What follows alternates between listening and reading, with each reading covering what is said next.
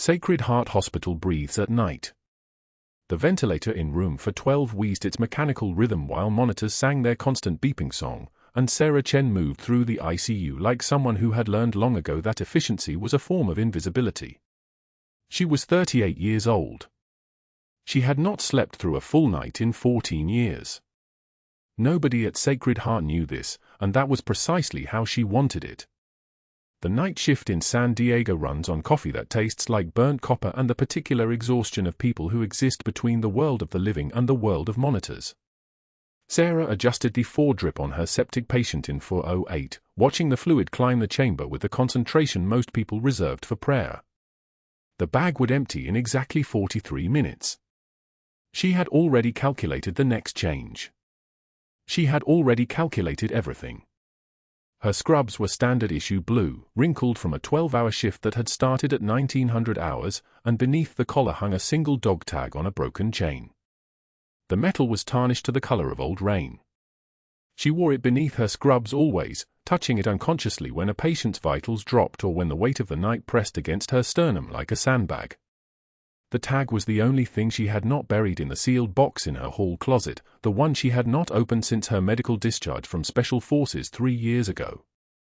The box contained her service record, her discharge papers, photographs from Helmand Province that she would never look at again, and a letter from the interpreter's father that she had read exactly once before deciding that some words did not deserve a second reading.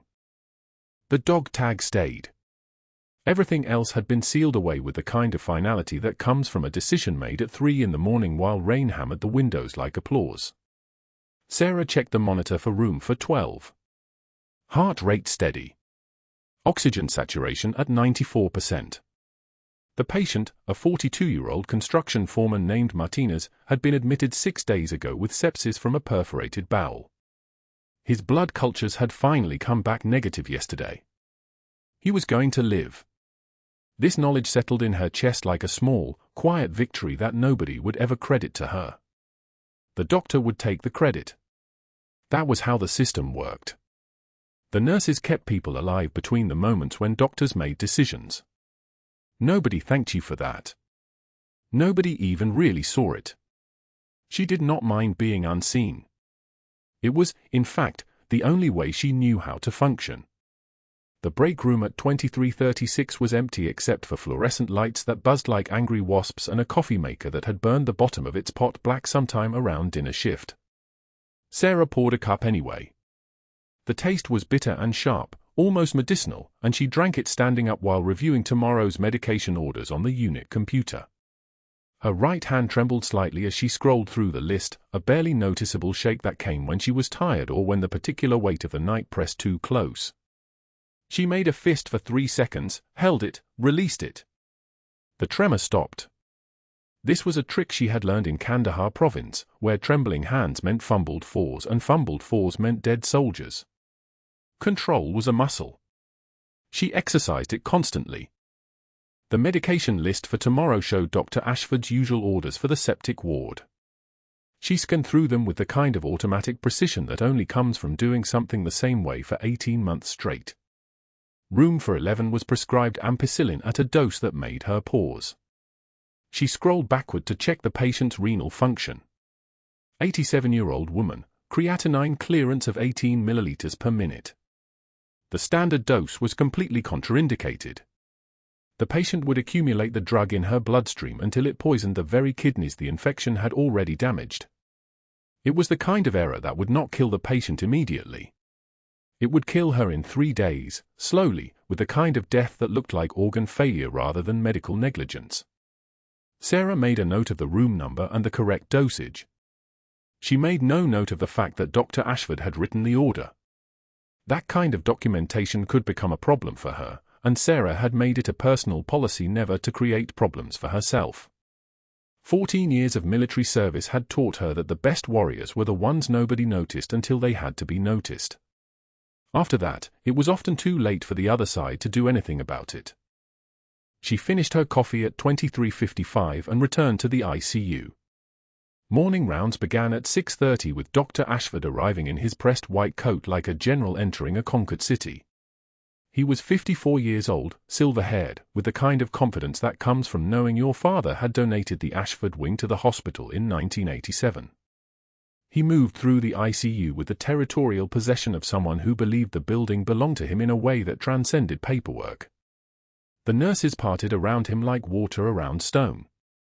Sarah stood by the medication cart, quiet, observant, already 2 steps ahead of whatever orders were coming. Dr. Ashford reviewed room for 11 first. He glanced at the chart without actually reading it, then moved to the bedside where the 87-year-old woman lay sleeping. Her name was Dorothy Kemp. She had been a high school teacher for 41 years. She had 5 grandchildren. None of this appeared in her medical file, and none of it would change the fact that the medication order written in Dr. Ashford's precise handwriting would poison her kidneys by Friday. Sarah moved forward with the calm deliberation of someone who had learned to speak without words being perceived as speech. She placed the corrected medication order on Dr. Ashford's clipboard, the same order, rewritten with the appropriate dose adjustment, attached with a single piece of tape. She said nothing. She did not meet his eyes. She had already turned away, moving back to the medication cart before his fingers had even registered the new paper. He did not notice immediately. That was the thing about efficient power, it often moved too quickly for authority to catch it in real time. It was only when he reached room for 13 and saw the second corrected order that his hand stilled on the chart. The room went so quiet you could hear the fluorescent lights hum. Dr. Ashford turned, his eyes finding Sarah with the kind of focus that made the temperature in the ICU seem to drop. He did not say anything. He simply looked at her, not at her face, really, but at the slight curve of her shoulders, the way her hands moved with absolute precision as she adjusted and the faint outline of something beneath her scrub collar when she leaned forward. He saw a quiet nurse who kept her eyes down. He did not see the 3-inch scar along her collarbone from shrapnel in the Sanjin Valley.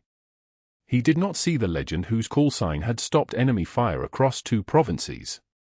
He saw only what he expected to see, a competent technician who had somehow noticed an error in his orders.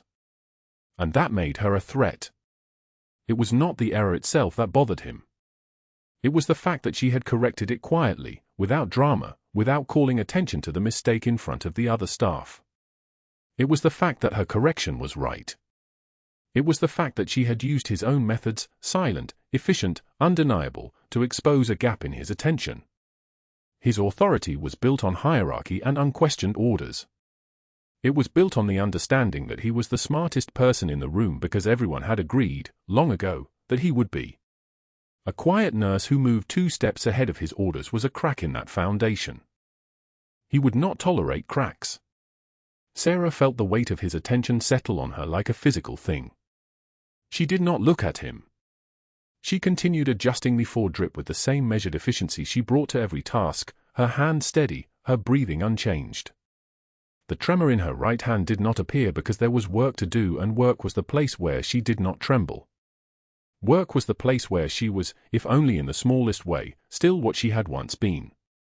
But that was the worst part, the thing she had not anticipated when she applied for a job at Sacred Heart Hospital 3 years ago using her civilian name and burying everything else, the way that even now, even here in this fluorescent-lit ICU with its machines and its order and its illusion of control, her body still recognized the shape of an authority figure measuring her as a threat. Her body still remembered what it felt like to be seen, really seen, by someone who understood exactly what she was capable of. She had spent 14 years learning not to be seen at all. The morning shift nurse, a younger woman named Rebecca, arrived at 7 o'clock with the kind of energy that only night shift workers could recognize as slightly unhinged. Sarah briefed her on all 8 patients with the clinical precision of a report, the kind of handoff that contained everything necessary and nothing personal. Room for 11, 87-year-old with sepsis, renal function compromised, medication order has been corrected. Room for 12, 42-year-old male, responding well to current treatment protocol, watch for signs of infection. Room for 08, culture results pending, hemodynamically stable. Rebecca listened and nodded and did not ask why room 411's medication order had been corrected. Day shift nurses did not ask such questions. They simply implemented what the night shift had prepared. Sarah finished her shift at 7:30 and walked out through the main lobby where the morning light was already sharp and golden and completely indifferent to the weight of the night she had just completed. She had kept a 19-year-old interpreter's son alive in Helmand Province while mortars fell around them like rain. She had held his intestines inside his abdomen with her bare hands while calling for evacuation. She had whispered to him in a language she had learned phonetically, telling him he was going to be okay, telling him his mother was waiting, telling him all the things that soldiers tell each other when death is close enough to touch. He had survived. She knew this because his father had pressed a dog tag into her palm the day they evacuated, tears streaming down his face, pressing it again and again into her hand like he could transfer all his gratitude through his skin. The tag was dented and scratched. It bore no name that she recognized. It was, she had come to understand, simply a reminder that some things you held together did not break. The thing she could not tell anyone was that some things broke anyway. Some things broke years later, in the silence of night, in the particular exhaustion that came from being unseen by everyone around you. Sarah drove home through San Diego traffic with the radio off and her hand steady on the wheel. She did not know yet that Dr. Ashford was already making calls. She did not know that by the time she returned for her next shift, the landscape of Sacred Heart Hospital would have begun to shift in ways designed to isolate her, to discredit her, to erase the quiet efficiency that had dared to suggest that his authority might sometimes require correction. She did not know that the next 72 hours would strip away everything she had built in 3 years of careful invisibility. What she did know, in the way that soldiers always know, was that something had changed in the moment when he looked at her. The way he had looked, not at her face, but at what her competence represented, meant that the terms of her invisibility had fundamentally shifted. He had seen her, even if he did not yet understand what he was seeing. And that was only the beginning. The first strike comes during afternoon rounds 3 days later. Sarah is checking vitals on a septic patient, Mrs. Rodriguez, a grandmother of 5, when Dr. Ashford enters with his entourage of residents trailing behind like remora fish following a shark. The family sits in plastic chairs by the window, watching anxiously. Their oldest son clutches his mother's discharge papers from last month. Ashford reviews the chart with theatrical slowness, his movements precise and deliberate, designed to be observed. Then he turns to Sarah with practiced concern, his voice pitched just loud enough for the family to hear. "Nurse Chen, the family has been waiting 2 hours for their mother's pain medication. Can you explain this unacceptable delay?" The grandmother's daughter-in-law leans forward, her eyes filling. Sarah's face remains neutral. Her breathing doesn't shift. "Doctor, the medication was administered at 1,400 hours, documented on page 3 of the chart." He flips the chart closed with a snap, the sound sharp as a gunshot in the quiet room. "Your documentation is sloppy and your prioritization is questionable. Perhaps critical care isn't the right fit for someone who lacks the backbone for this work." The residents exchange glances. The family stares at the floor. Sarah takes one measured breath, her jaw tightening almost imperceptibly beneath her skin. When she speaks, her voice carries the flatness of someone reading coordinates into a radio. "The medication was on time, Doctor." Ashford's smile doesn't reach his eyes. "We'll discuss your performance privately." He turns and walks away, the residents scattering after him like schools of fish sensing a predator's movement. What Sarah doesn't know, what she couldn't possibly know, is that Ashford had changed her access codes to the medication dispensary that morning at 0630, before the shift even began. He'd done it through the hospital's administrative portal, a privilege reserved for department heads. The system required pharmacy access, which he possessed.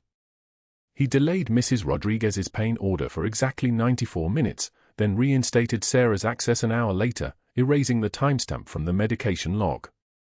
The nurse's station cameras would show Sarah requesting the medication at 12:06. The pharmacy dispensary would show the request blocked at 12:07. And then, nothing. A gap. A void that looked like negligence. The break room humiliation comes on Thursday at 1500. Sarah enters through the doorway with her coffee, black, no sugar, the cup she'd brought from home 3 years ago, chipped on the rim. The break room holds 6 nurses mid-conversation about weekend plans. Jennifer from oncology is describing a restaurant in Little Italy. Two ICU nurses are laughing about a patient's terrible jokes.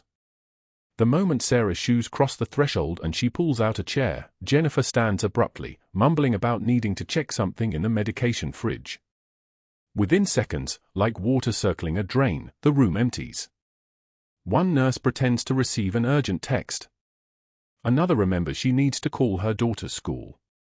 The conversation that filled the room 30 seconds earlier simply ceases, replaced by the hum of the refrigerator and the fluorescent lights overhead buzzing their monotonous frequency. Sarah sits alone at the small table, her coffee growing cold in her hands. She doesn't move. She doesn't call after them. She doesn't speak. One tear escapes down her left cheek, she sees it coming and doesn't stop it, just lets it run its course, and she wipes it away without breaking her stare at the wall. Her breathing stays measured and controlled, the breathing of someone who has learned to process pain as data, as information, as nothing more than a signal from her nervous system.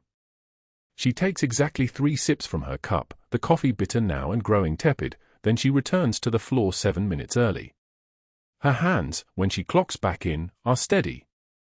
The public destruction arrives Friday morning. The unit assignment board stands in the main hallway outside the central nursing station, the place where every staff member passes multiple times per shift, where families pause to read updates, where the hospital's operational structure becomes visible to anyone who stops to look. In Dr. Ashford's precise handwriting, each letter formed with surgical exactness, the week's performance improvement plans are displayed like specimens pinned to a board. Sarah Chen, critical care competency review, deficiencies, medication timing, chart documentation, clinical judgment under pressure. 20 people see it before she does. They see her name. They see the word deficiencies. They see the implications. When Sarah finally reads it, standing in her scrubs with her ID badge photo showing no hint of the warrior who once held a perimeter alone for 40 minutes while rounds of fire cut through the air like metal rain, Ashford appears beside her. He smells like expensive cologne and the particular confidence of a man who has never faced consequences. His voice drops to a conversational tone, intimate and poisonous. Some people just don't have the backbone for critical care, Chen. Perhaps you'd be happier in a clinic setting. Less pressure. Less exposure. Sarah turns to face him fully. Their eyes meet. Hers are the color of slate after rain, flat, clear, unreadable. When she speaks, her voice is quiet and level, each word measured as if she's calculating distances. I've held intestines inside a 19-year-old's abdomen with my bare hands while mortars fell, doctor. I think I'll manage a double shift. His eyes flicker with something, confusion first, then a flash of something darker, something that looks almost like recognition before he suppresses it. Colorful imagination won't save your employment record. He walks away. Sarah's right hand trembles for exactly 4 seconds after he leaves, her fingers curling into a fist, the knuckles white as bone. Then the trembling stops. She straightens her badge. She returns to work. The days after the board post move like underwater footage. Sarah arrives at 1900 for her shift and finds her name removed from the ICU rotation. She's been reassigned to the orthopedic ward for the next 2 weeks, lower acuity, lower stakes, the kind of floors where you manage post-operative pain and mobility exercises, not life and death decisions. The reassignment is legal. It's technically not retaliation, though everyone knows what it is. The other nurses avoid her eye contact in the hallway. Some nod. Most don't. Ashford has sent a message without speaking a word, she is contaminated. Touching her might damage them. By the second week, Sarah has learned to move through the hallways as if she's invisible, a ghost in scrubs, present but not existing. She arrives early and leaves late. She never eats in the break room again. She takes her lunch in the parking garage, sitting in her car with the windows down and the salt air from San Diego Bay carrying the smell of brine and diesel exhaust through the open window. Her dog tag, the one on the broken chain beneath her collar, the one the interpreter's father pressed into her palm the day they evacuated Helmand Province, sits against her collarbone like a weight. She doesn't let anyone see it. She doesn't touch it at work. But at night, alone in her apartment overlooking the city lights, she pulls it from beneath her collar and stares at the engraved call sign, Nightingale. The words of the interpreter's father echo across 3 years and thousands of miles, "You give us second breath. You are our Nightingale." Then the call comes at 0247 on a Tuesday morning. Sarah is restocking supplies in the ICU when the overhead system sounds for tones, the general alert that brings every available staff member running. Mass casualty training accident at Camp Pendleton, multiple incoming, estimated ETA 8 minutes. The ER is about to become a war zone, and Sarah Chen hasn't been to a war zone in 3 years. She moves toward the elevator, muscle memory already calculating triage protocols, but Ashford's voice cuts across the hallway with the precision of a blade. "Chen, you're needed in ICU. Let the competent staff handle emergency intake." She stops. She turns. She meets his eyes for exactly 3 seconds, a silent assessment, the kind of stare that doesn't ask permission, and then she nods once and returns to her station. But her hands grip the medication cart handle until the knuckles turn white, and through the ICU window she can see the ER bay painted red and blue with ambulance lights, paramedics rushing gurneys through the automatic doors, the controlled chaos of trauma intake beginning to unfold without her. 15 minutes pass. The ER attending pages for additional critical care support. They're overwhelmed, 2 patients coding simultaneously, and the attending's voice carries the tremor of someone reaching the edge of their capability. Ashford is in surgery. The house supervisor, a woman named Patricia who has known Sarah for 14 months and has said nothing during the performance plan posting, looks directly at Sarah through the glass partition and waves her down with an urgent gesture. Sarah reaches the ER to find organized pandemonium, a Marine with crush injuries on Table 1, a sailor with burns covering 40% of his torso on Table 2, and on Table 3, a combat medic, maybe 25 years old, with a sucking chest wound where shrapnel from a training explosive that detonated 5 seconds early has torn through his left anterior thorax. The second-year resident examining the wound, 8 months out of medical school, 17 weeks into his first trauma rotation, has hands that shake as he stares at the wound bubbling with each breath. The medic's oxygen saturation drops on the monitor, 92, 88, 84. The resident freezes. His voice cracks. "I need the attending." The medic's eyes are still conscious, still aware, but the light in them is beginning to dim as his lungs fill with blood. Sarah moves before anyone gives permission. The alert came at 0247 hours. Not a page, not a quiet intercom announcement, a full mass casualty activation siren that hadn't sounded at Sacred Heart in 3 years. Sarah was restocking the ICU supply cart when the emergency broadcast crackled through the overhead speakers, "Training accident, Camp Pendleton, multiple incoming wounded, all available personnel report to emergency department immediately." The fluorescent light seemed to pulse in sympathy with the alarm, or maybe that was just the adrenaline already moving through her bloodstream before her conscious mind caught up. She didn't hesitate. She didn't check the assignment board or wait for Dr. Ashford's approval. She simply moved, the cart abandoned mid-restock, her hands already unrolling the cuffs of her scrubs as she walked, the motion identical to 100 times she'd done it in 100 different tents under 100 different moons. The stairwell smelled like bleach and the specific brand of fear that comes when a hospital shifts from routine to crisis. Her boots were quiet on the concrete steps, muscle memory from years of moving through spaces where noise drew attention, sometimes the wrong kind. 3rd floor to 1st floor in 12 seconds. The ER doors swung open at 0255, and the controlled chaos of a trauma unit preparing for mass intake surrounded her like a wave. Nurses pulled equipment from storage closets. A resident was calling out bed assignments to the charge nurse. Someone was typing admission codes into the computer with fingers that moved too fast, making mistakes they'd have to correct. The energy was kinetic, electric, the kind of adrenaline that made people move without thinking, which is exactly when people made the mistakes that killed patients. Sarah found the trauma bay, slipped into the peripheral vision of the RN coordinator without announcing herself, and began checking supplies on the crash cart. Defibrillator pads, airway equipment, central line kits, chest tube trays. All present. All in order.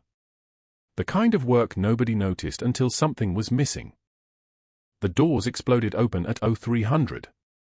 Not opened, exploded. The EMT was already calling vital signs before the stretcher wheels hit the tile. 28-year-old male, training accident, sucking chest wound lateral right thorax, penetrating trauma from shrapnel, BP 94/62 and dropping, O2 sat 87%, heart rate 138. The medic on the stretcher was conscious enough to be terrified, his right hand pressed against his ribs where the blood soaked through the field dressing in spreading circles the color of rust and motor oil. His left hand gripped the stretcher rail with the focused intensity of someone trying to hold onto something solid while his body betrayed him. The tactical vest was still on him, the Velcro straps unfastened, and Sarah registered the detail with the automatic precision of someone trained to see what others missed. This was a soldier, active duty probably, definitely trained. The kind of patient who knew what a sucking chest wound meant because he'd been trained to treat them on other soldiers before he'd ever thought he'd need the treatment himself. Dr. Ashford was there in 4 minutes, still in surgical scrubs from whatever procedure he'd been overseeing upstairs, his face arranged in the expression of a man who was about to take control and make everything bend to his will. The resident, a younger man, maybe 3 months into his trauma rotation, was frozen in the classic position of someone too overwhelmed to move, his hands at chest height like he was conducting an invisible orchestra and had lost the music. Sarah watched Ashford assess the situation in the way he always did, not by looking at the patient first, but by looking at who was in the room with the patient, establishing hierarchy before establishing treatment. He was a tall man, the kind of tall that seemed engineered to make other people feel smaller, and he moved through the trauma bay like a predator that had already calculated everyone's position relative to the exit. "Get me a chest tube kit. Prepare for immediate intubation and central line placement," he said, the words not requests but declarations, each one landing with the weight of 15 years of unquestioned authority. The resident moved. 2 nurses moved. Everyone moved except Sarah, who stayed perfectly still and watched the monitor. Oxygen at 81% and dropping. The number mattered because it meant the pneumothorax was collapsing the right lung faster than his body could compensate. The angle of the wound, Sarah could see it clearly now, a jagged tear in the lateral chest wall that opened like a mouth trying to breathe, tracked at approximately 40 degrees from vertical, which meant it had entered below the mid-axillary line and traveled laterally, possibly catching the lower lobe. Standard chest tube placement, the placement Ashford was preparing for, was at the 4th or 5th intercostal space, anterior axillary line. Textbook. By the book. Completely wrong for this injury pattern because the standard placement would miss the pneumothorax entirely, leaving the functional lung to collapse while positive pressure from intubation would accelerate the collapse, buying the patient maybe 90 seconds before his heart rhythm became something they couldn't fix on a monitor. She'd seen this exact injury pattern 7 times in Helmand Province. In a forward surgical team tent with no CT scanner, no intensive care unit, no helicopter waiting on the pad. 7 patients. All of them saved. None of them by doing what Ashford was about to do. "Doctor," Sarah said, and her voice was the careful voice of someone who understood the cost of being wrong about things like this. "The wound trajectory suggests lateral track. Standard placement will miss the pneumothorax." She'd kept her voice quiet, the kind of quiet that doesn't carry accusation, the kind that asks a question rather than makes a statement. It was her mistake. Not using his name. Not framing it as a question. Not making it deferential enough. She should have known better. She did know better. She also knew the medic's oxygen sat was 78% and trending down. "Step back, Nurse Chen."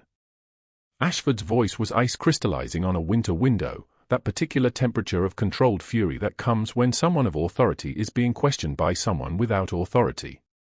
"I don't recall asking for your input."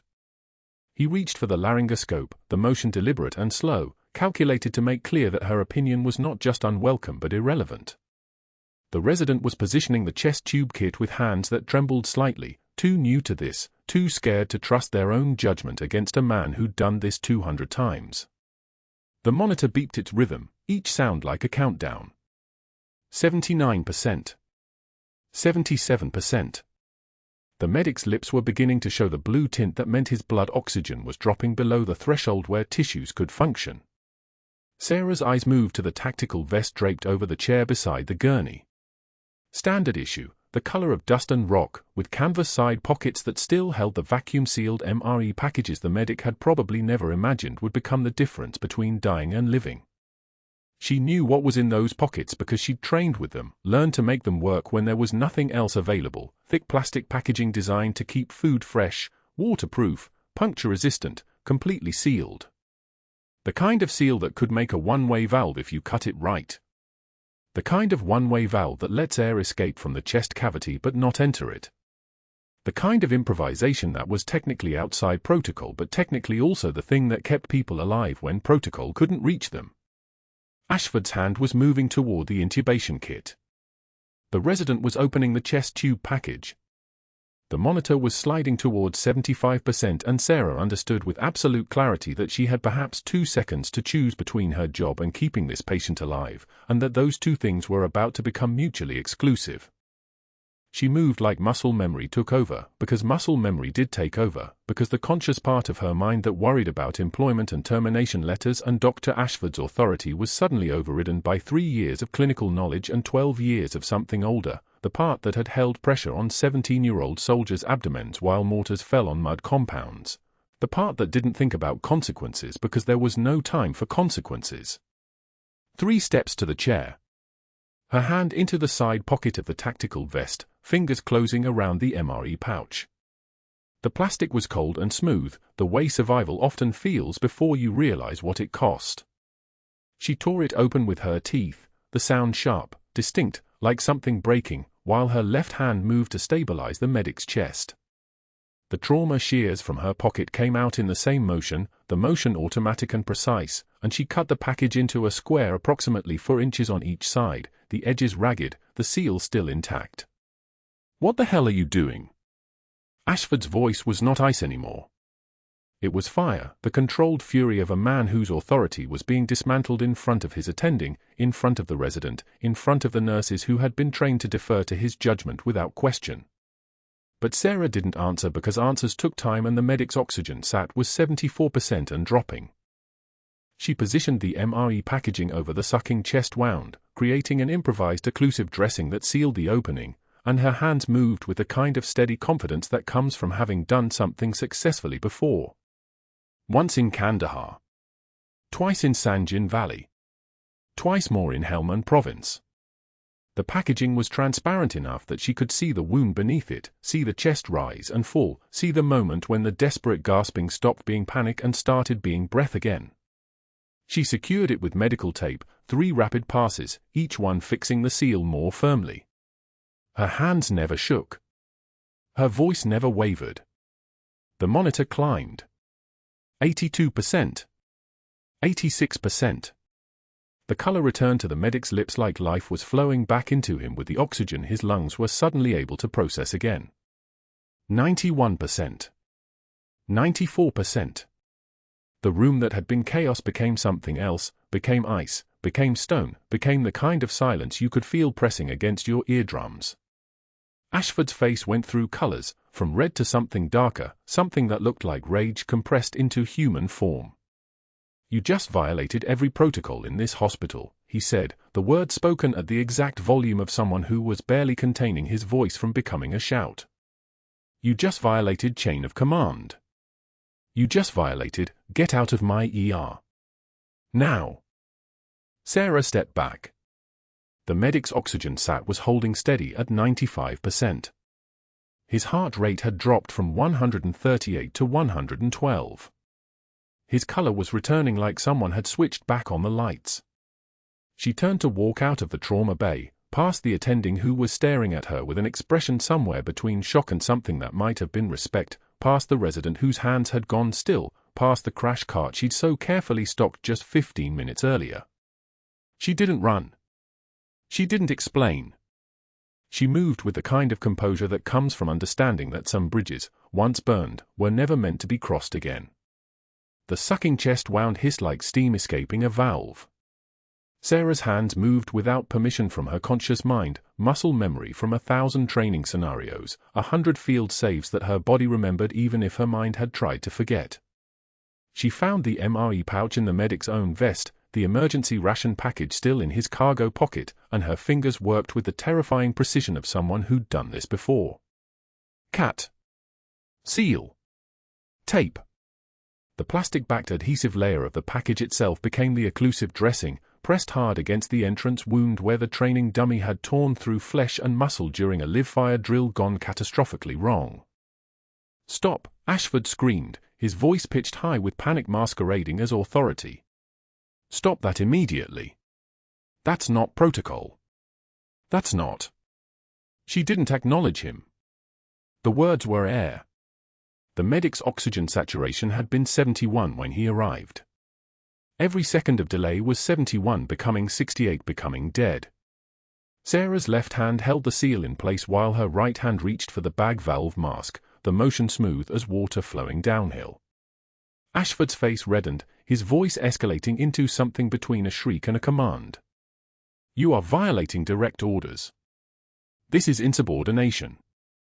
This is an authorized procedure endangering patient safety." The medic's color began to return. The frantic quality of his breathing eased into something more sustainable. Sarah had maybe 90 seconds, maybe less. She looked directly at Ashford once, her eyes flat and empty as a winter sky, and said nothing. The silence she delivered was more cutting than any response could have been. Within the hour, the medic was stabilized and transferred to the ICU. His vitals held. The seal held. Sarah had not gone upstairs to see him. There was no point in a victory lap when the cost was already being calculated. She'd finished her shift with the same quiet efficiency she'd shown for 18 months at Sacred Heart, checking medications, charting vitals, moving through the unit like a ghost who'd learned how to fade into the walls. The other nurses didn't look at her. Ashford had already made his first calls. At 0312, as she clocked out, the ER fell into that specific silence that comes just before dawn breaks. Sarah's hands were steady. Her breathing was even. She'd known the moment the MRE pouch left her hands that she was finished here. There was no version of this story where she kept working at Sacred Heart after openly defying the chief of surgery in front of witnesses. But her hands didn't shake and her eyes didn't water and she didn't pause at the exit doors like someone might have if they were human instead of trained. By 0700, when the first light hit San Diego's eastern edge and turned the sky the color of old copper, Dr. Ashford had already been awake for 3 hours. He'd made 4 calls. The first was to Dr. Marcus Sterling, the Chief of Staff, at 0330, before dawn, before anyone reasonable would be conscious, which was exactly when Ashford knew Sterling would answer. Sterling owed him. Ashford had sat on the Ethics Review Committee when Sterling's cardiologist son-in-law had been accused of billing fraud, and Ashford had written the dissenting opinion that convinced the board to seal the case and issue a quiet settlement instead of prosecution. Sterling's gratitude had the weight of a mortgage. She violated direct protocol, Ashford explained, his voice tight and controlled, the sound of a man nursing a humiliation he planned to weaponize. Unauthorized field medicine on a trauma patient. The medic could have been harmed irreversibly. We need to protect the hospital from liability. Sterling had listened for 90 seconds, said, understood, and hung up. The second call was to Janet Hayes, the hospital's Director of Nursing and Human Resources, at 0415. Ashford presented a narrative of competency concerns, documentation of the procedure violations, and a request for immediate termination pending board review. Hayes, who'd been Chief of Staff before Sterling and who remembered Ashford's loyalty during her own difficult tenure, had agreed by the time Ashford finished his second sentence. I'll draft the letter personally, she'd said. The third call was to the State Nursing Board. Ashford filed a formal complaint citing gross violation of medical protocol, insubordination, and reckless endangerment. He included the medic's admission chart, the timestamp of the procedure, and a statement describing Sarah's actions as battlefield medicine that has no place in modern healthcare despite being celebrated in military contexts. That phrasing was careful. That phrasing was designed to make it sound like Sarah had brought the primitive techniques of war into a civilized medical setting. By 0900, Ashford had reassigned every single ICU nurse who'd trained under Sarah's mentorship over the past 18 months. They were scattered across different shifts, different floors, different schedules. He'd altered the staffing matrix to place Sarah on the weakest possible rotation, overnight weekend coverage with skeleton crews.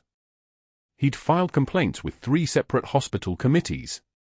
He'd restricted her electronic access to the critical care floors where she'd spent 70% of her shifts, making her a ghost even while she remained on the payroll.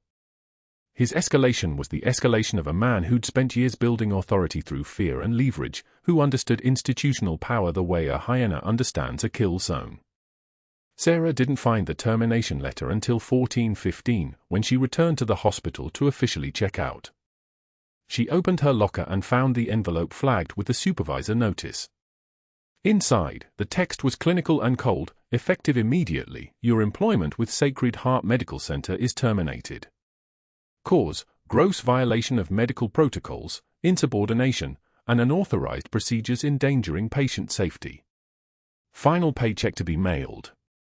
All hospital credentials revoked. Security escort required for facility exit.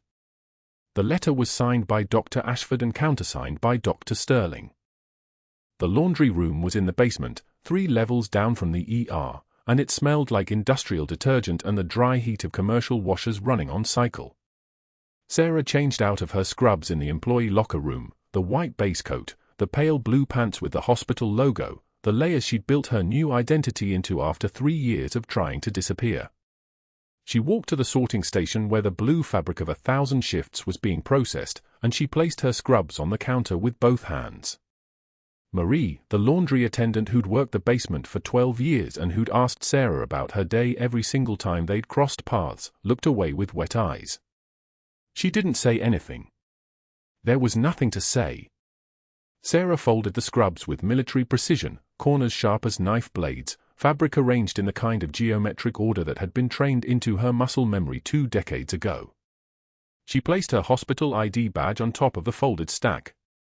This was the removal of identity, the erasure of the life she'd built after her medical discharge, the final indignity of being reduced to nothing by a man who'd never held a human intestine in his hands, who'd never felt a 19-year-old boy stop breathing against his chest while mortar fire cratered the street outside a field hospital in Helmand Province.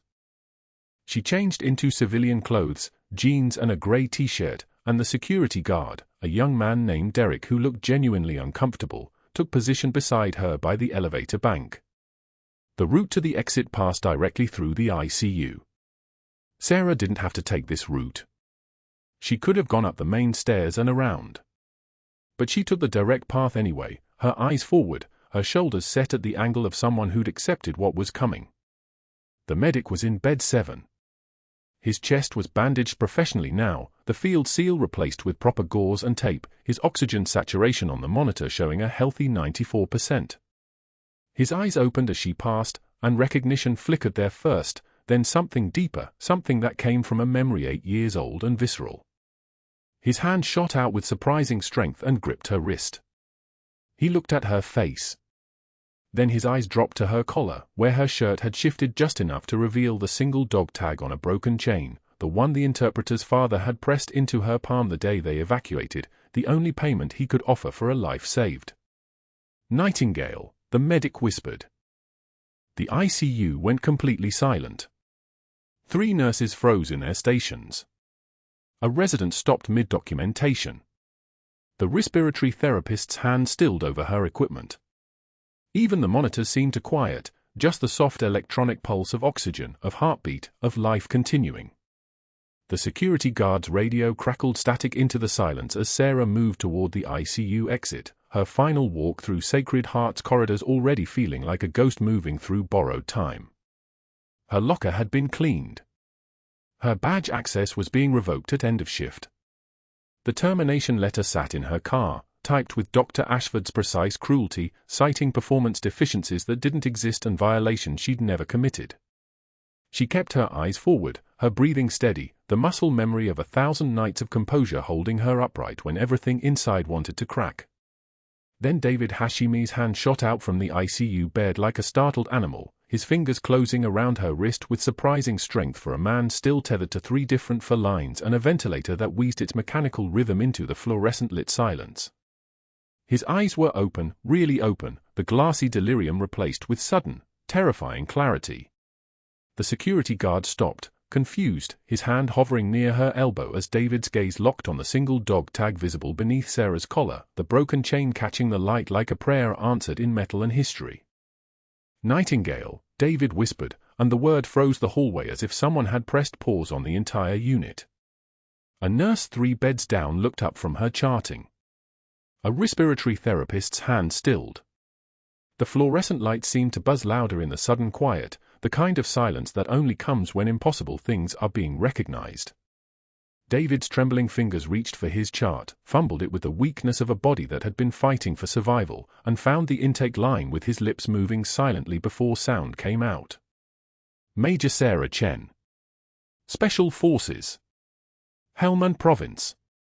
He spoke like a man reading scripture, each word a separate prayer. His eyes filled with tears, not from pain, but from remembering. "You held me together. I was 9 years old and you held my insides with your bare hands while mortars fell outside the clinic at San Jin, and you told me stories about a place called San Diego where the rain fell soft instead of sideways." The security guard stepped back slowly, his job suddenly irrelevant, his role as escort dissolved into something he couldn't possibly navigate. Sarah's composure held, it always held, but her hand tightened on David's wrist, the grip of a soldier recognizing another soldier, even though David had been a child then and was barely a man now. Patricia Okonkwo, the head ICU nurse, was already moving toward the records room. Not asking. Not questioning. Moving with the urgency of someone who understood that the entire architecture of the past 72 hours was about to collapse. She returned 90 seconds later with a file so thick it required both her hands, the paper worn from handling, the margins crowded with annotations and corrections and the accumulated weight of 2 decades of service. Her voice shook as she read, not from emotion, but from the sheer gravity of what the words meant. Bronze Star with Valor for Field Medicine under direct fire. Patricia paused, let the words settle. Then she turned the page. Silver Star. Another page. Second Silver Star. She looked up at Sarah with eyes that held the understanding of someone who had just realized she'd been working alongside a legend who pushed a mop cart and answered to a man who'd spent 72 hours trying to erase her from existence. A man in navy dress blues appeared at the corridor's far end, Captain Marcus Hale away, a SEAL team leader visiting a junior officer 2 rooms down who'd been injured in a training exercise. The moment he heard the words, his entire bearing changed. He moved toward Sarah with the fluid precision of someone trained to read environments in microseconds, his face reflecting the exact moment recognition hit him. "The Sanjin Valley evac," he said quietly, and it wasn't a question. "That was you. 40 minutes holding a perimeter alone while they loaded the wounded. 6 days running a field hospital under siege with no air support. 3 wounded through a minefield with rounds incoming." He stepped closer, and when he spoke again, his voice held the kind of respect that doesn't come from ranks or medals, but from understanding what survival actually costs. "You carried Petty Officer Hassan through that minefield. He's my brother-in-law. He told me about the shadow who moved through fire like it couldn't touch her." The hallway had gone absolutely still. The ventilator wheezed. Monitors beeped their monotonous rhythm. And then 2 men in dark suits appeared at the ICU entrance, their movements carrying the unmistakable authority of federal law enforcement. FBI badges hung from their belts like invitations to consequences, and the woman leading them, Agent Torres, her credentials already in hand, looked directly at Sarah, then toward the nursing station where Dr. Ashford stood frozen, the color draining from his face like someone was opening a valve at his feet. Dr. Marcus Ashford. Agent Torres's voice was professional, cold, the kind of voice that precedes the end of things. "I'm Special Agent Torres, FBI. We need to discuss your personnel records for Major Sarah Chen." Specifically, why your office created a paper trail of disciplinary violations that never occurred, why you altered nursing schedules to fabricate evidence of medication delays, why you changed her system access codes to generate compliance violations that should have triggered automatic board review, compliance reviews you systematically bypassed. Ashford's mouth opened. Closed. His hand reached for the counter to steady himself, and in that gesture, Sarah saw the moment his carefully constructed authority began its final collapse. "This is absurd," he managed, but the words came out hollow, a man arguing with facts that had already decided the outcome. "I have 30 years of impeccable service. This nurse violated multiple protocols and endangered. You falsified federal employment documents," Agent Santos interrupted, stepping forward with a file so thick it seemed to contain not just papers but the complete record of a man's systematic destruction of anyone who challenged him. "Your performance improvement plan for Major Chen was backdated. These evaluations? You signed them 3 weeks before they were officially posted. You created a false timeline to justify a termination decision you made the moment she corrected your medication order." He opened the file, and the pages seemed to multiply, each one another brick in the wall closing around Ashford. 7 other veterans. That's what the VA Inspector General found this morning. 7 decorated service members pushed out of Sacred Heart over the past 12 years. All filed complaints that disappeared from the system. All had their records altered to justify termination. All involved discipline you personally orchestrated. Torres stepped closer, and her voice dropped to something colder. "Do you want to know what's worse, Doctor?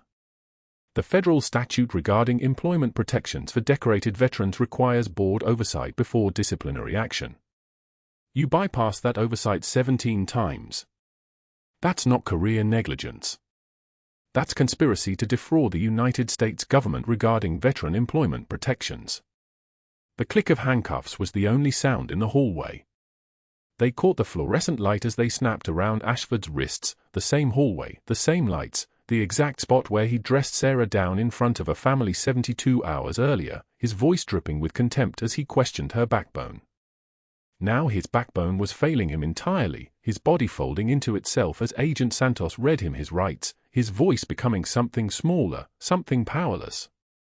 "You're under arrest for falsifying federal documents, conspiracy to defraud the United States, and obstruction of federal investigations into veteran employment practices." Nurses watched from their stations as Dr. Marcus Ashford was led past them in restraints, his career in ruins, his authority vaporized into nothing more substantial than the stale hospital air that moved past them both. Patricia stood beside Sarah, the file still in her hands, and her voice when she spoke carried the weight of institutional power finally moving in the right direction. "The board is convening in 20 minutes, Patricia said quietly. "They're offering you the critical care director position. Full restoration of seniority. And Major? They want you to design their new protocols. All of them. Because everyone just watched you save a man's life using battlefield medicine, and every single person in this hospital just learned what they should have known from the moment you walked through those doors 3 years ago."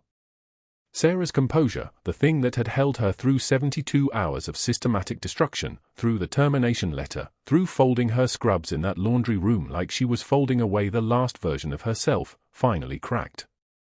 Not into tears, but into something more genuine. A smile that reached her eyes for the first time in days. "I just wanted to be a nurse."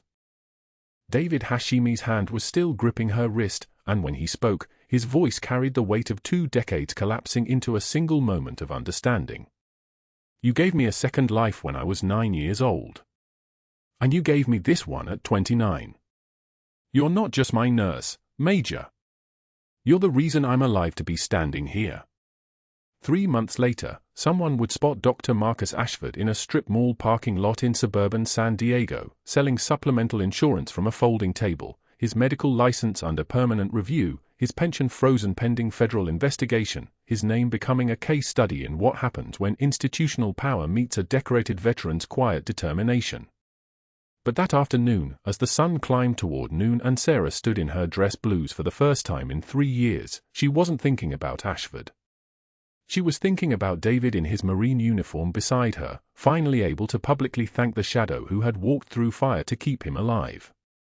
The Medal of Honor ceremony at the Pentagon unfolded like a series of corrected histories, medals reinstated, service declassified, the truth of what Major Sarah Chen had done finally allowed to exist in daylight. Sacred Heart Hospital's critical care unit would carry her name now. Her first policy change was already being drafted: mandatory independent review of all disciplinary actions against veteran staff. Her second would establish a training program teaching every emergency medicine provider the techniques she perfected in sandstorms and caves and shattered villages, including how to seal a sucking chest wound with nothing but an MRE package and the kind of composure that comes from having already survived the worst. The single dog tag on the broken chain hung in a shadow box in her new office, alongside a photograph of a 9-year-old boy being loaded onto a medevac helicopter, held together by a soldier's bare hands. And when David brought his father to the dedication ceremony, the old interpreter who had pressed that dog tag into her palm 20 years earlier, the old man touched Sarah's face with trembling hands and spoke in Pashto words that his son translated with tears running down his face. "I told you she was an angel who walked in darkness." Sarah squeezed his shoulder with a strength that spoke of decades of training, decades of discipline, decades of moving through the world as something other than what she truly was. "I'm just a nurse," she said quietly. "I'm just a nurse who remembers everyone she's saved." What you've just witnessed is what happens when a system built on hierarchy finally encounters the full force of its own injustice. Sacred Heart Hospital's culture changed that day, not because of lawsuits or investigations, but because one person refused to disappear, and the people around her finally chose to see. That's the kind of change worth paying attention to. If you've ever stood beside someone powerful and wrong and felt the weight of staying silent, if you've ever questioned whether speaking up was worth the cost, subscribe for more stories about the moment ordinary people become extraordinary. Like this video. Comment with your answer. What would you have done if you'd known who Sarah really was from day one?